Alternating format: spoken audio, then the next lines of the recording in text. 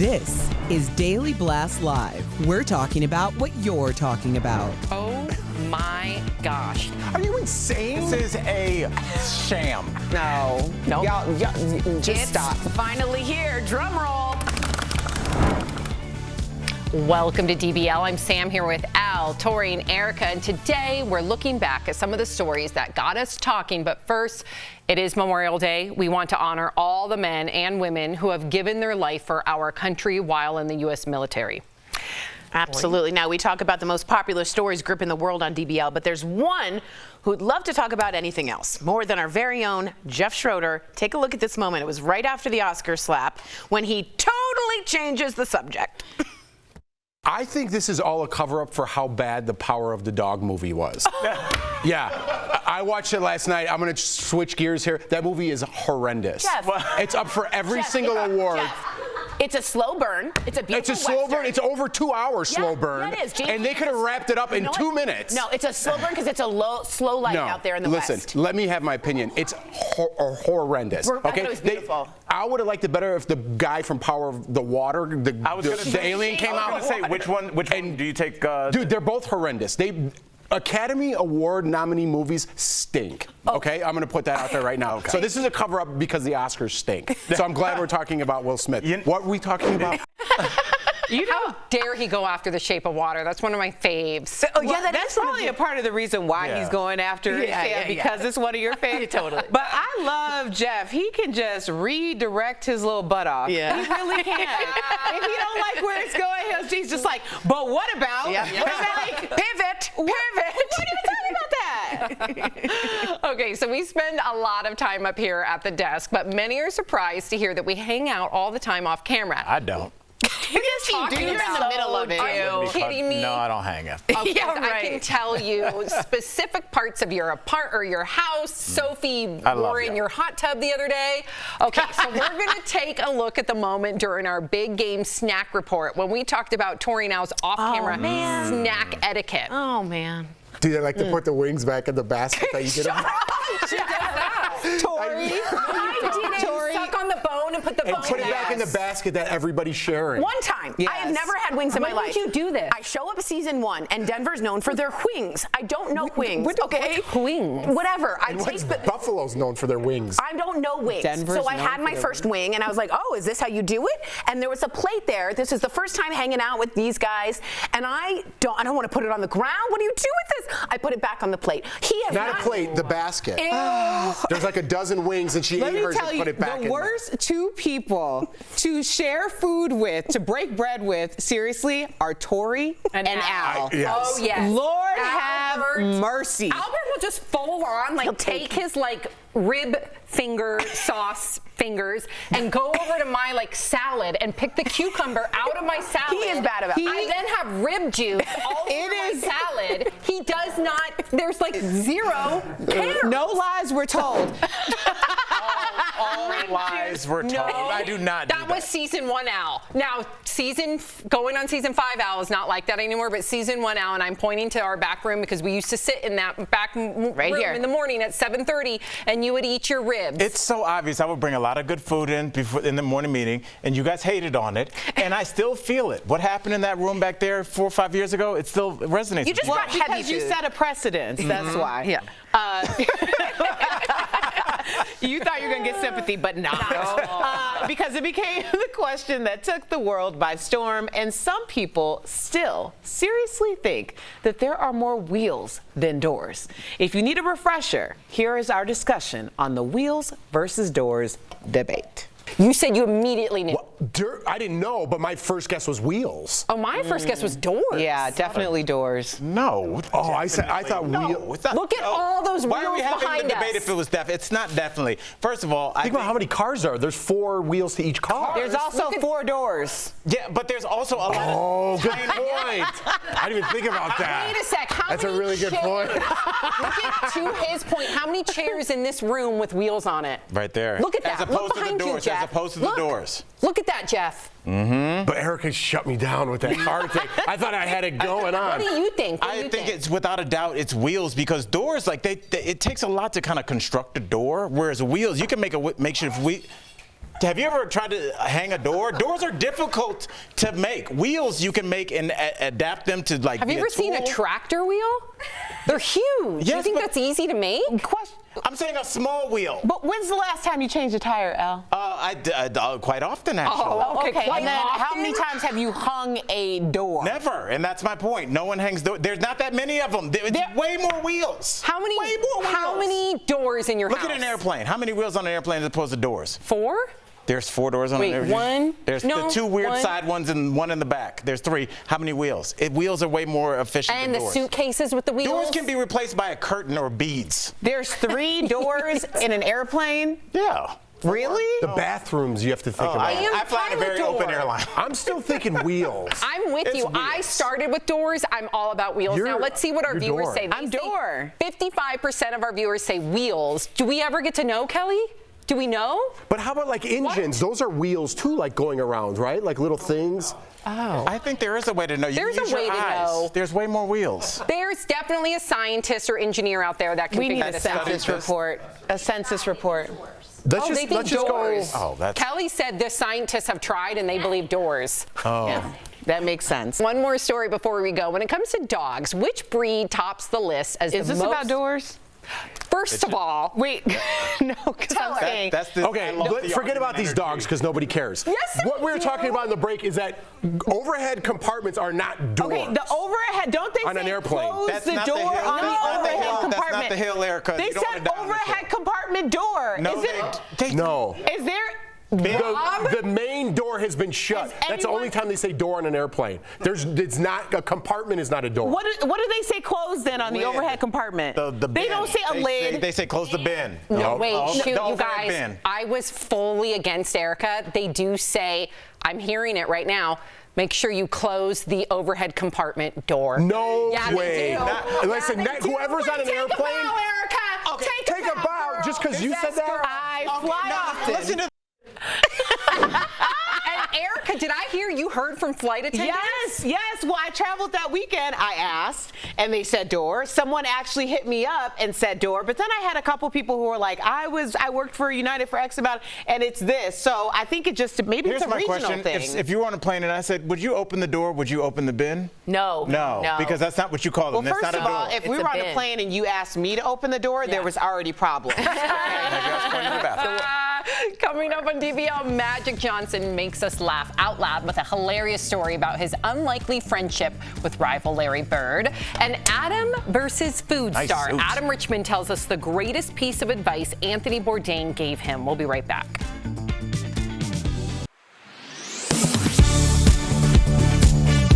As gas prices remain high, Verify is hearing from you about claims to save money at the pump.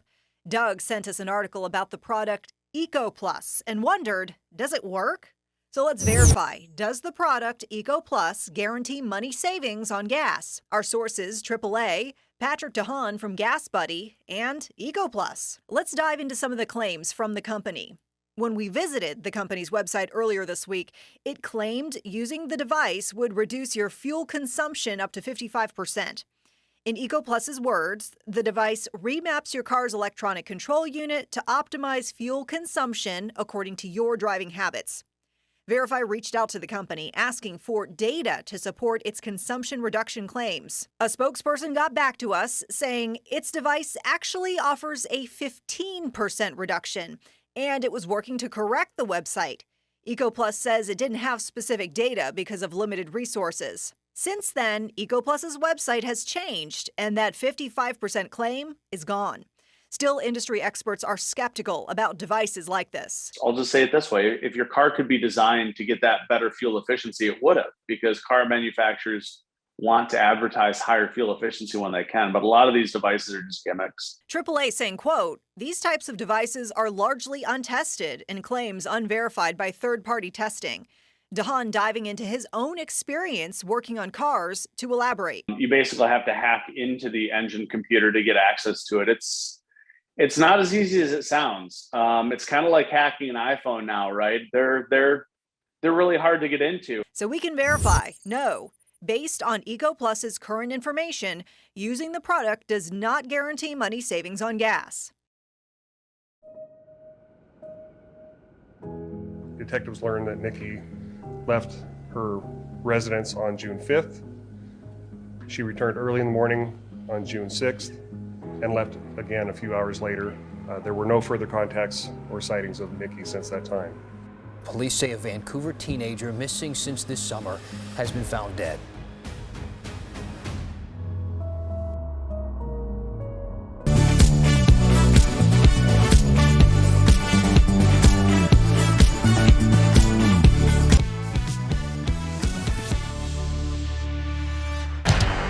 All of a sudden, we started to win. He's going to be the greatest player of all time.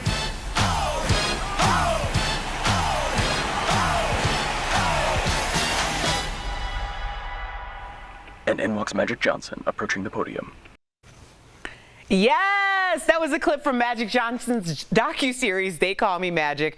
Earlier, we got to speak to the legend about his life and career. Check it out.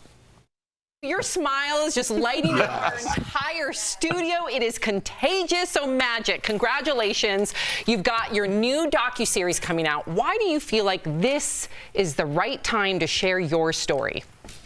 Well, I think what happened was really when Michael Jordan came out with The Last Dance and it ended, my phone just started ringing off the hook. We love what happened with Michael Jordan. Now we want to hear your story. And so I think that's what really inspired me to do it. And I had to find the right partner, and Apple TV Plus has been the right partner. And then, you know, you start making the phone calls, asking people would they be in it. And everybody said yes. And so here we are. But I'm excited because I wanted people to know, yes, it's been some highs, but it's been some lows too in my life. It's been some difficult moments, some difficult times, but it's how you get through them is what matters. And so that's what it's all about. Amen. Absolutely. And sir, I wanted to ask you this because I feel like everything that turns out to be great needs something to drive it, like a catalyst. And I feel like for you, that catalyst was your rivalry with Larry Bird. I mean, you guys went at it and for more than a decade, forever. So I feel like that would have gone on. But then you guys did a Converse commercial that led to the start of your friendship off the court. Do you guys think you would be friends today if it wasn't for that commercial? Well, I would say that it would never probably would be the friendship without that commercial. That changed both of our lives. So now we're shooting a commercial 3 hours. It's time for lunch break.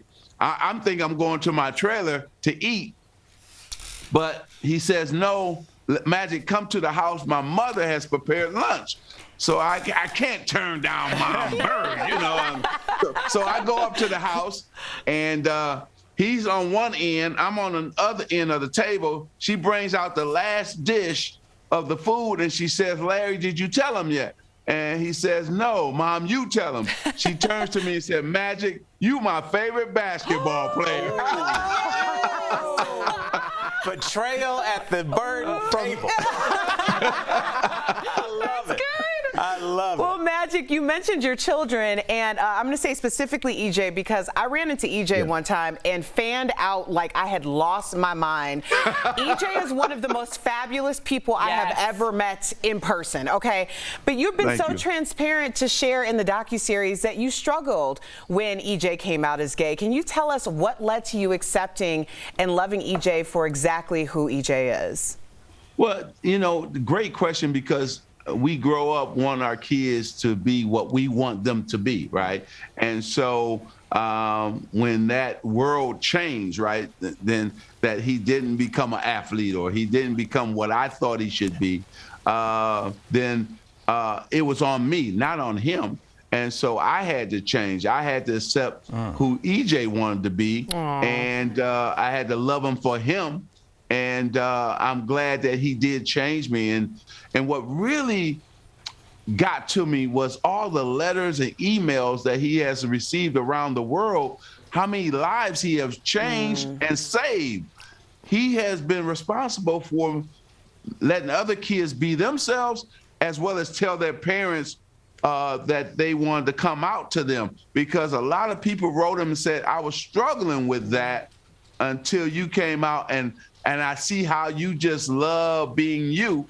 That allowed them to love themselves and become a person who they wanted to become. Amen. Absolutely. Magic, quickly, I just wanted to talk about, we talk about this on the show all the time, and it's frustrating when you hear about movies or shows that are made about someone without their input, a.k.a. Tiger Woods with the Tiger documentary. How do you feel about HBO, Winning Time, being made without your input? Because I'd much rather watch your docuseries. Yes, you're absolutely right. Nothing we could do about it. You know, the Lakers couldn't do anything about it. The NBA couldn't do anything about it. And then, you know, there's so much lies and not the truth, and so many things made up. So now people get to hear from me, get to hear from the real Lakers. I'm so happy that we're coming behind this so people can really get to hear the real truth on what really happened. We got to have you back, Magic. What an honor. To our viewers, to learn more about Magic's legendary life and career, watch his docuseries, They Call Me Magic, on Apple TV+. We'll be right back.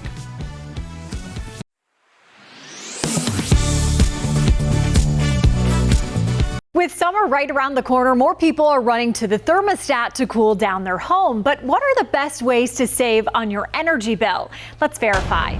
For these questions, we went to Logan Kreska, lead communications consultant at Duke Energy and the federal conservation program Energy Star. The first question, is it cheaper to leave your air conditioner on all day than to turn it off when you're gone? If you're leaving home just for the day, it's definitely more energy efficient to keep your air conditioning turned on. Just turn it up a few degrees higher than you might set it for comfort if you were at home. Kreska says the reason behind this is because it will take more energy to start up your AC and cool your home down. So we can verify that, yes, it is cheaper to leave your AC on all day. The next question, is there a temperature you should leave your air conditioner at to save the most money throughout the day? According to this graph by Energy Star, in the summer to save the most money, they suggest keeping your air conditioning at 78 degrees when you wake up, 85 degrees during the day, and 82 degrees when you're sleeping. But if you're like me, those temperatures are way too hot. So Kreska suggests bumping up the temp to where you feel the most comfortable. If you raise the temperature by just 2 degrees, this is, 2 degrees more than what you're generally comfortable with inside the house, what makes you feel cool. This is going to help you reduce your cooling costs by 5%. So we can verify that, yes, there's a temperature you should leave your air conditioner at to save the most money throughout the day. And finally, will leaving the ceiling fan on all day cool your home? Fans don't cool homes, they don't cool rooms, they cool people. So if you're in the home, turn that fan on. The fan can cool you down about 4 degrees, so Kreska says it's good to keep it on when you're home, but turn it off when you leave to get the most bang for your buck. So we can verify that no, the ceiling fan does not cool your home. Welcome back. He is a self-taught food expert. And earlier, Adam Richman took us on a stroll down memory lane to talk about his late mentor, Anthony Bourdain, and his new show, Adam Eats the 80s. Take a look. We got to talk to you about Anthony Bourdain. May he rest in peace. He mentored you. What piece of advice did he give that stuck with you? It had to do with the scrutiny of others, like either on social media or in the press. And he was just talking about the toxic nature of overinvesting in what other people think of you. He said, and I quote, "Otherwise you risk getting nibbled to death by ducks." Wow. And I don't know why, for some reason that really resonates with me. So he went through a lot, and he was a stoic, amazing dude. Yeah. Absolutely. I love that story. So Man vs. Food, Adam, rocketed you to stardom. What was the biggest obstacle you had to overcome with all the challenges and almost the overnight success that you had? But quite frankly, that people expected that I ate like that all the time. So I would go out and I remember I went down to Florida. I was going to surprise my grandma.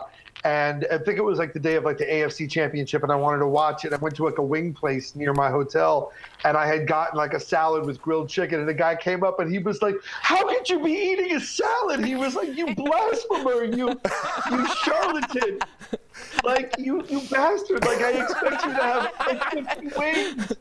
I've worshipped the wrong gods my whole life." You let him down. You let him down.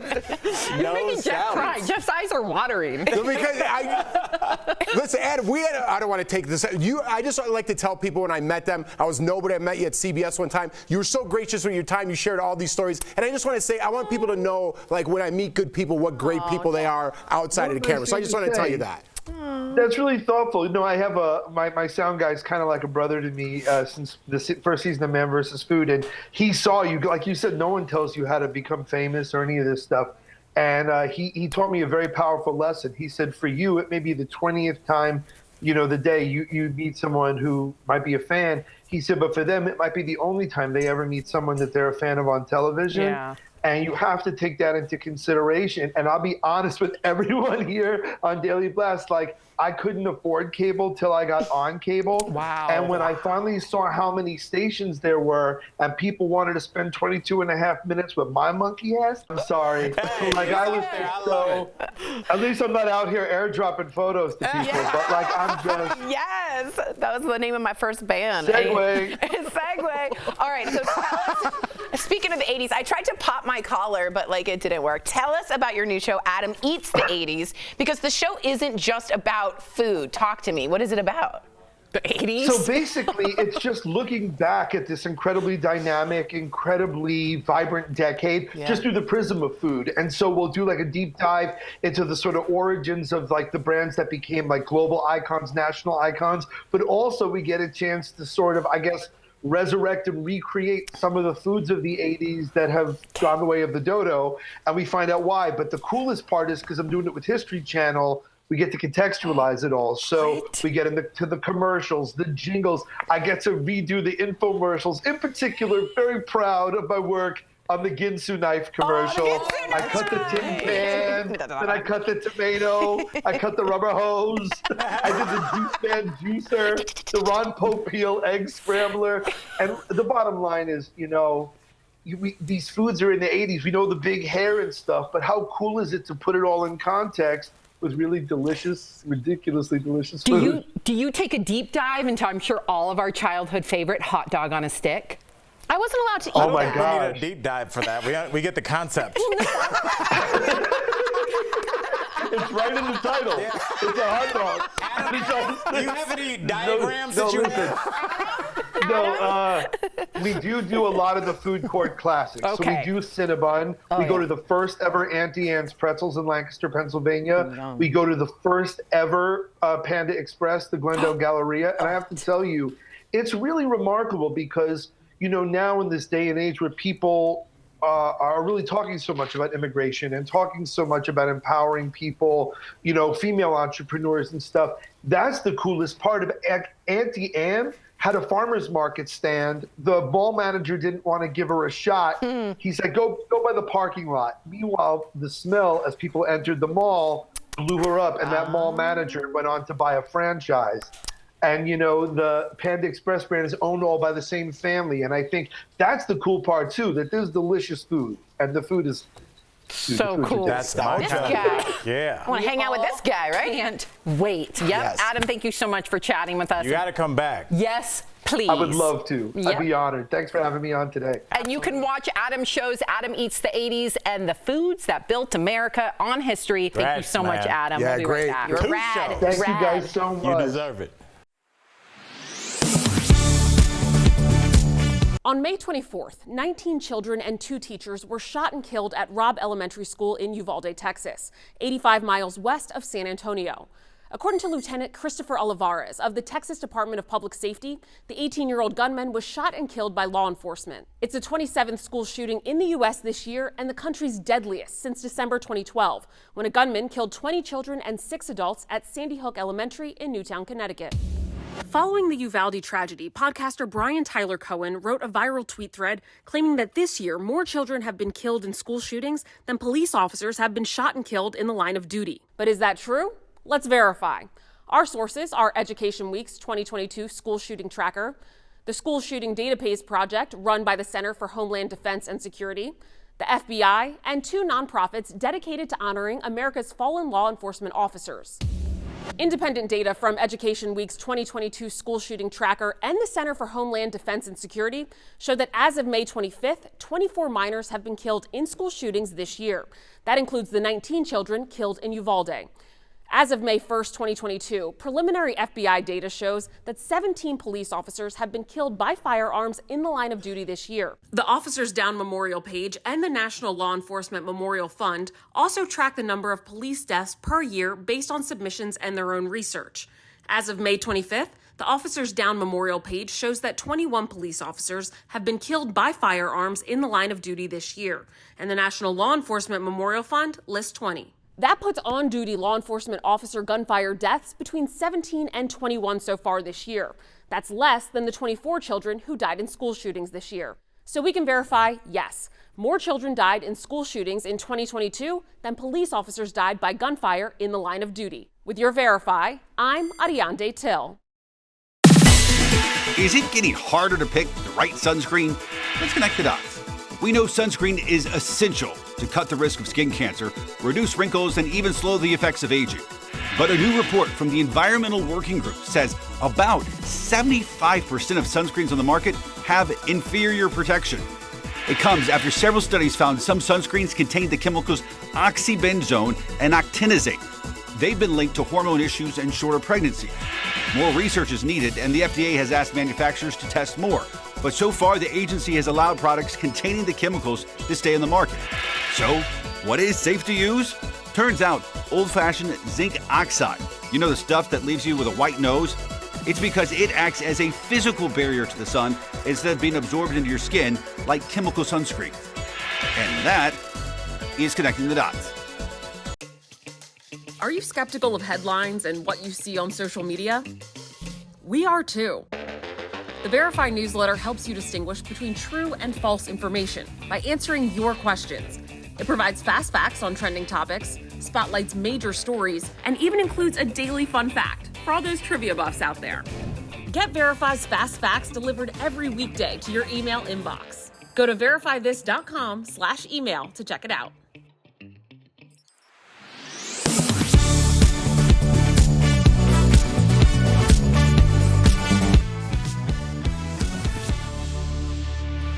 Welcome back to DBL. We love when our viewers write in, so let's hear what they want to know about us. Erica, okay, are you ready? Gabby wants to know, have you ever thought about running for office? I feel like you'd make a really good representative. Yes, such a good call, Gabby. Oh, Gabby, thank you so much. That is very generous, but you don't want me to represent you in anything other than maybe ordering for you. No, I disagree with that. I disagree. No. Stop. You already testified before Congress with the Crown Act, so you're already in there. Well, I look what you do for CASA. We love you, E. DBL's new every day. We'll see you tomorrow, same time, same place. Bye, guys.